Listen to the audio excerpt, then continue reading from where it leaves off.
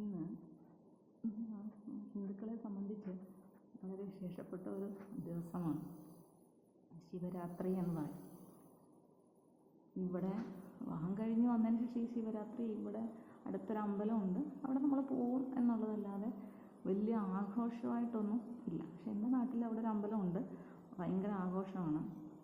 അപ്പം അവിടുത്തെ ആഘോഷം എന്ന് പറയുമ്പം ആ ഒരു ദിവസം വേറെ നാട്ടിൽ നിന്നൊക്കെ ഈ ബന്ധുക്കളൊക്കെ വരുമല്ലോ, അങ്ങനെ 2 ദിവസം മുമ്പേ. അപ്പം ഞാൻ ചില സമയത്തൊക്കെ ഇങ്ങനെ ഈ ശനിയാഴ്ച അല്ലെങ്കിൽ ഞായറാഴ്ച അല്ലെങ്കിൽ തിങ്കളാഴ്ചയൊക്കെ ചില പ്രാവശ്യം ശിവരാത്രി. അപ്പം ഞാൻ 2 ദിവസം മുമ്പ് അവധി ആയതുകൊണ്ട് നേരത്തെയൊക്കെ ആൾക്കാർക്ക് ബന്ധുക്കളുടെ വീടുകളിലേക്ക് വരാമല്ലോ എന്നൊക്കെ. കാരണം അതുപോലെ തിരക്കാണ് ഞങ്ങളുടെ ആ ഒരു ഏരിയയിൽ.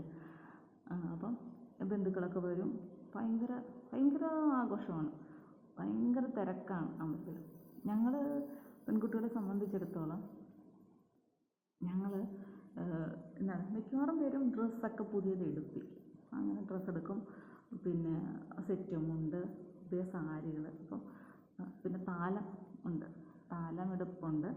ആ ഒരു സമയത്ത് തന്നെ അതിൻ്റെ അപ്പുറത്ത് ഒരു അമ്പലമുണ്ട്, ഞങ്ങളുടെ സ്വന്തം അമ്പലമാണ്. ആ അമ്പലത്തിലും ഉത്സവത്തിൻ്റെ സീസണായിരിക്കും. അപ്പോൾ ആദ്യമൊക്കെ കാലഘട്ടത്തിൽ ഈ താലം എടുക്കുന്നതിനിടയ്ക്ക് തല്ലൊക്കെ നടക്കും. എവിടെ ചെന്നാലും മദ്യപിക്കുന്ന ഒരു സംഘം ആളുകൾ എന്തിൻ്റെ പുറകിലും ഉണ്ടല്ലോ.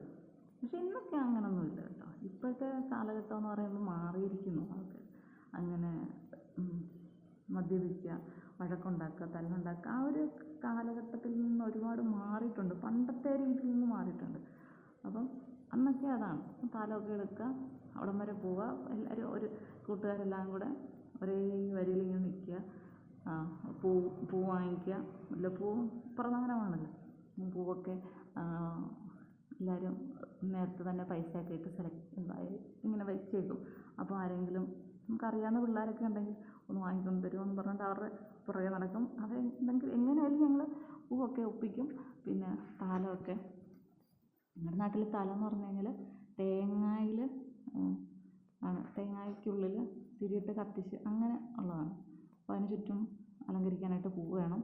അപ്പോൾ പൂ പറിക്കാൻ പോകുന്നു, അങ്ങനെ താലം റെഡിയാക്കുന്നു. വൈകുന്നേരം അമ്പലത്തിൽ പോകുന്നു, താലവുമായിട്ട് നമ്മൾ ഏത് അമ്പലത്തിലേക്കാണോ പോകുന്നത് അവിടേക്ക് പോകുന്നു. അങ്ങനെ അതിരസകരമായ ഒരു ദിവസമായിരുന്നു ശിവരാത്രി എന്ന് പറയുന്നത്. പക്ഷേ ഇവിടെ വന്നതിന് ശേഷം അങ്ങനെയില്ല, നമ്മളങ്ങോട്ടും പോകുന്നില്ല. എങ്കിലും ഞങ്ങൾ ഇന്ന് വൈകുന്നേരം ഞാനും കുഞ്ഞും കൂടെ അമ്പലത്തിൽ പോകണം, കുറച്ച് നേരം ഇരിക്കണം എന്നൊക്കെ പ്ലാൻ ചെയ്യുന്നുണ്ട്. നിങ്ങൾക്കും ഉണ്ടാകത്തില്ലേ ഇങ്ങനെയൊക്കെയുള്ള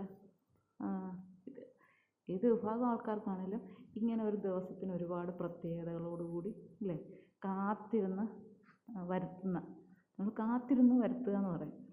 ഇത് നോക്കിയിരിക്കുകയാണ് ആ ഒരു ഉത്സവം അല്ലെങ്കിൽ ആ ഒരു ദിവസം വരെ. അങ്ങനെ കാത്തിരിക്കുന്ന ദിവസങ്ങളൊക്കെ നിങ്ങൾക്കും ഉണ്ടാവില്ലേ? പണ്ട് നിങ്ങൾ ചെറുതായിരുന്നപ്പോൾ അമ്പലത്തിലോ അല്ലെങ്കിൽ പള്ളിയിലോ ഒക്കെ ഇങ്ങനെ പോകുന്നു, കൂട്ടുകാരുമായിട്ട് പോകുന്നു. ഇപ്പോൾ അത് ഒരു ഓർമ്മയിൽ നിൽക്കുന്ന അങ്ങനെയൊക്കെ തോന്നാറില്ലേ?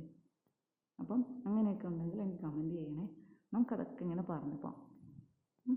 ഓക്കെ, അപ്പോൾ ലൈക്ക്, ഷെയർ, കമൻറ്റ്, സബ്സ്ക്രൈബ് ചെയ്യണേ.